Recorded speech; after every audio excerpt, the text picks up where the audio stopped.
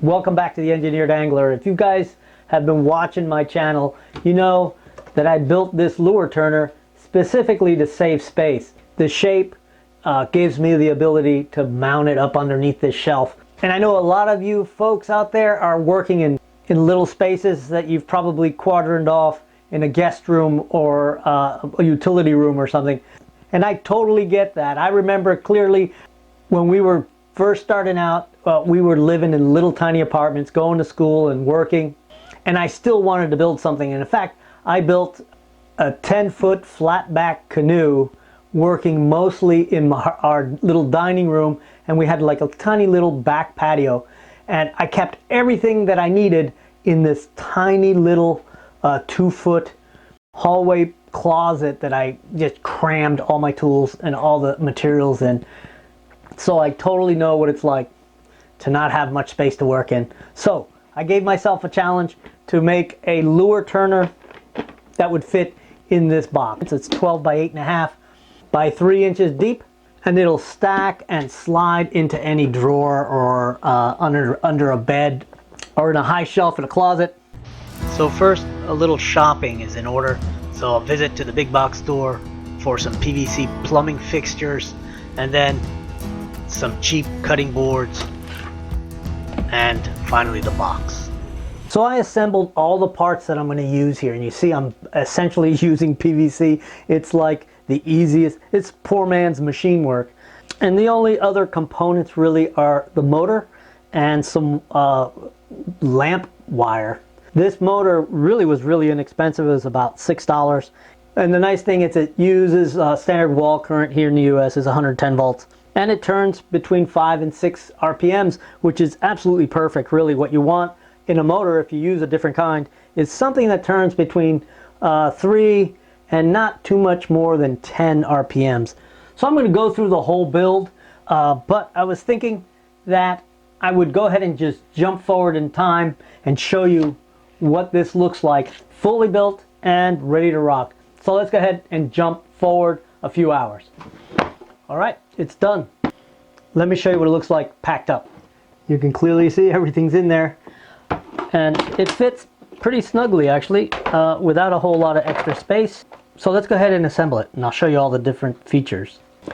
Let's get the base out, and let's put the motor headstock on, and you just shove it in place. And while we're at it, let's go ahead and plug it in. So let's go ahead and get it ready for the single lure setup. Twist this in here, and then you just tension it until you get enough spring tension from the tailstock. And now it's nicely tensioned. So there you go. That works really nicely. Let's go ahead and set it up for multi-lures. What we need is the turnstile wheel, and that just goes on there and spins in place.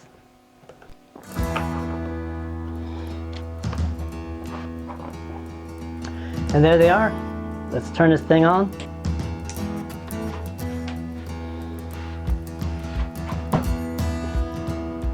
Perfect speed, nice and quiet, and so easy to assemble and put away. This really is probably the nicest design I've ever come up with for a simple, really versatile, and easy to stow lure turner. Alright, I'm going to give you a full description of all the parts and all the dimensions before I actually assemble it. So let's go to the dry erase board.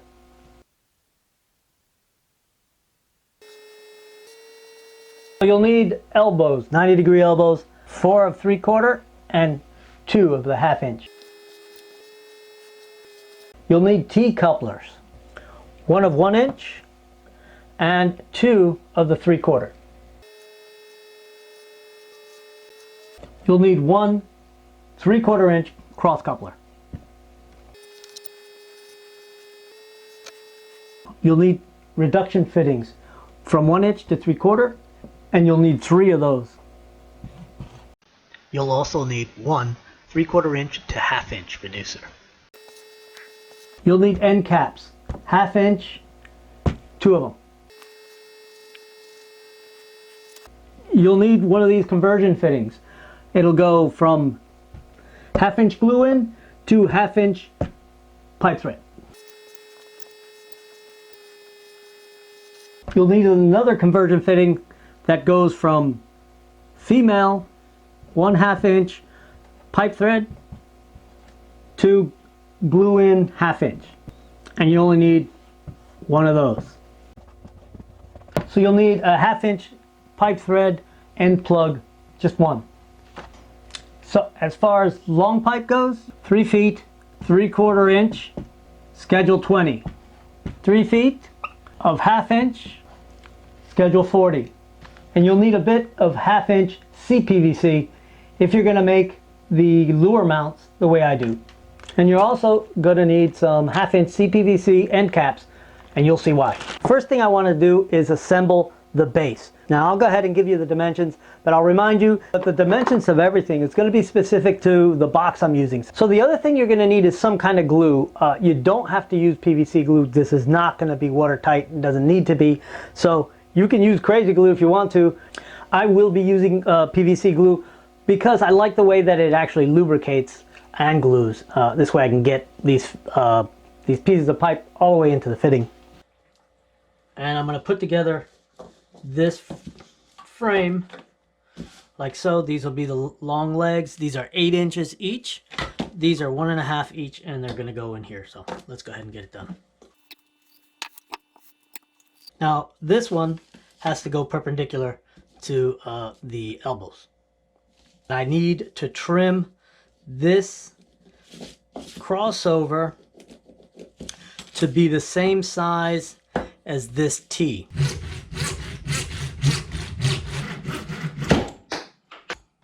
All right, let's keep building. All right, so part of building this base is making sure it's nice and steady and also heavy enough so it won't teeter. So I'm going to fill this, when I'm done putting it together, I'm going to fill it with sand, and I don't want the sand to come out this end. So I'm just going to take a chunk of clay and just toss it in there, or actually shove it in there and make sure it seals. But you can do this kind of thing with just a ball of paper and some hot glue or something. So let's go ahead and get this end on there, and that should give us a nice rectangle. Okay, so the base is assembled, and I'm just going to pour some just play sand into it, and that's just to give it weight. So if you got something else you can put in there, I don't know, maybe rice. I hate to waste food, but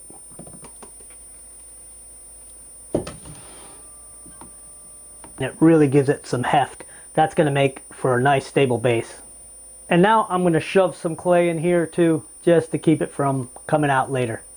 Alright, so at this point you got to really be careful the sequence in which you assemble all this, because you're going to need to disassemble it too, or at least be able to disassemble it to put it away later. But you also have to think about the wiring and how you're going to mount the motor. So I'll show you how I'm going to do it. But first let me show you my concept for what's going to be the headstock, and that's going to be where the motor's going to be and the turning part. First, there's going to be a riser coming out of the stand straight up, and then the headstock. So my plan is for this headstock to disassemble off of the stand and then set down in the stand for putting away. So let's glue in the reducer, and then I'm going to be using pieces of this Schedule 20 3/4 inch as bushings, and these will slide in to these reducers, and then the 1/2 inch slides into that. Now I'm going to glue in the front bushing, and again I'm not using much glue. I probably don't need to glue it at all. Alright, we'll glue in this back bushing. Bushings are nice and flush, and now I'm going to take this back end and knock it in.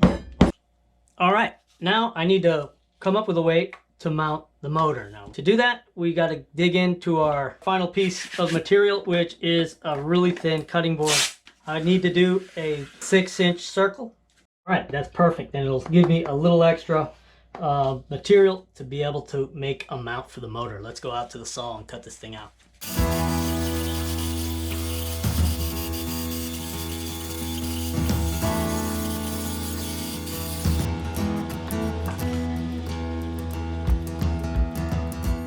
All right, so I've cut out the wheel for the turner. This is where my lure holders will be mounted, so I can turn more than one. The next step is to come up with a way to mount my motor to my headstock. And what I'm going to use is the scrap I've got left from this little cutting board. And if you look right there, you can see that I've already kind of outlined it. And the idea is that there's going to be enough room for those little ears. But I'm going to need to drill a hole right where that hole is.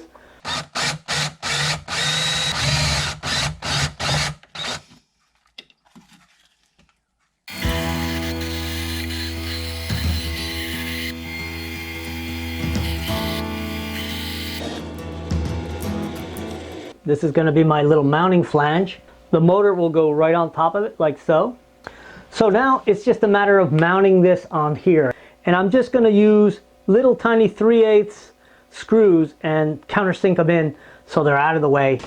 This tube, which will be my sort of drive shaft, has to have something in here, some sort of shim, so the turning shaft on the motor can go into it without any slop. So I've got to fill it and then drill it that size. You can use 10-minute epoxy if you want to. I'm going to use some casting resin. It's just quick and easy enough to use, and I can sand it back real easy. So I don't want to fill the whole thing. I'm using the clay trick again and filling, just putting a slug of clay in there to keep the resin from going any farther.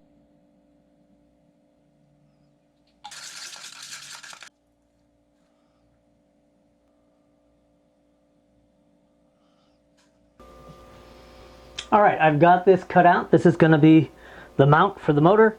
And here's the shaft with the resin all set up inside it. I'm going to use that as a guide. I've got this drilled and countersunk, and I just need to drill the little pilot holes so I can screw this to the flange.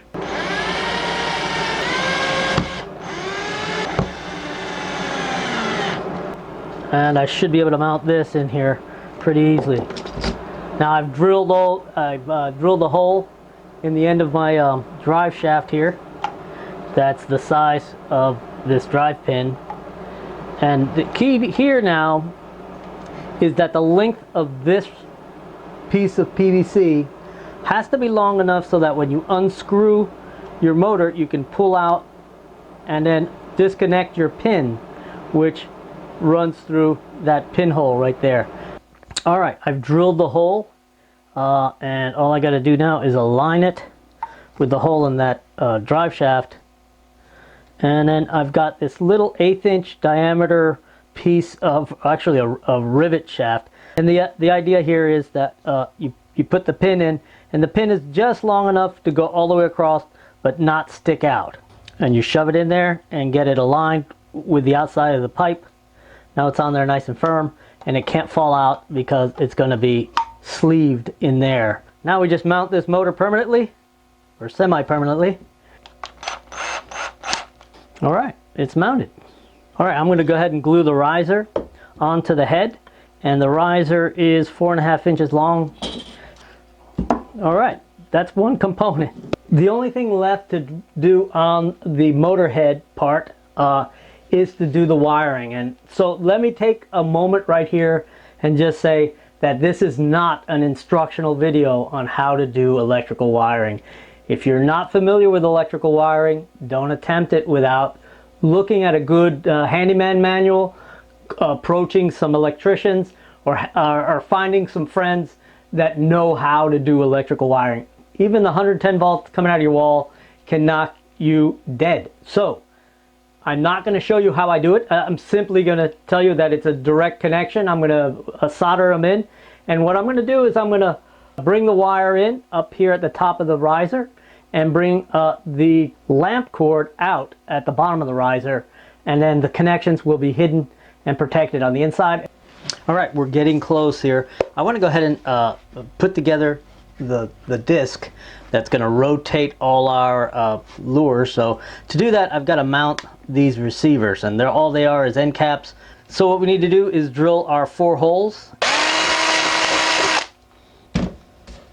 And I'm going to bolt these on. You can screw them on if you want to, but this material is so thin, I think it's best to bolt them in there.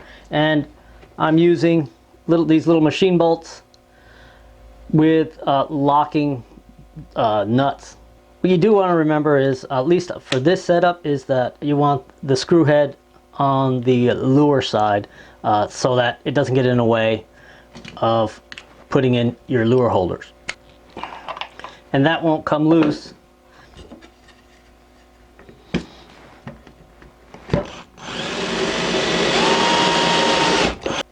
And I'm mounting these with little bolts as well. Alright, let's mount all of them. Okay, sorry about the air conditioning, but it is warm. Now we're going to go ahead and continue working with the tailstock. And the tailstock is going to slide in right like this and be adjustable out for different size lures. So, first thing is getting the bushings in here, and those, remember, are just sections of the Schedule 20 3/4 PVC. I've got one more to put in. Alright, so I'm in the midst of making the back stock, and all I've done is connected this elbow to a 5-inch piece of 1/2-inch PVC.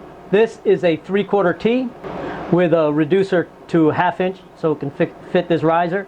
And the idea is to set this to the right height so these two are aligned, because this is going to be how I hold the lure on the other end, and then you can adjust it for length of lure. And we'll put a pin right here at this base, and lots of holes on this slider tube to keep it in the spot you want it. I want to have a spring-loaded head on this so that as you pull it back, you can put tension on it and not have to worry that it's going to sort of sag as you turn it. And now it's time to finish this back stock. And all this is the T, some of these inserts as bushings. I've beveled this edge so as it slides past that bushing, it doesn't catch. And the idea here is to have a hook with a swivel to hang on to your lure, and I want to have it spring loaded, so as I tension it, it's pulling back on the lure and keeps it nice and snug. My intention is to have a pin back here holding the back of this spring, and a connection in this end cap.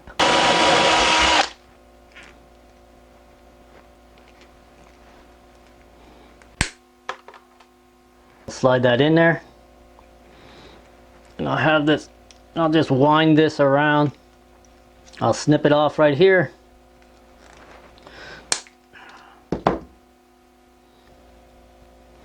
First, I'll bend this with a little bit of a little key so it won't come out. Put a little kink in it in the middle so the spring will tend to rest there.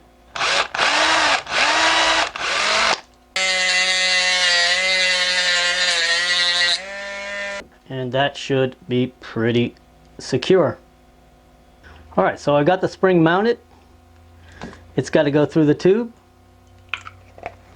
and then out this, and then out that end of pulling the spring through, getting it on the little wire, dropping it in the slot, pull that off, and now we've got a spring loaded end stock.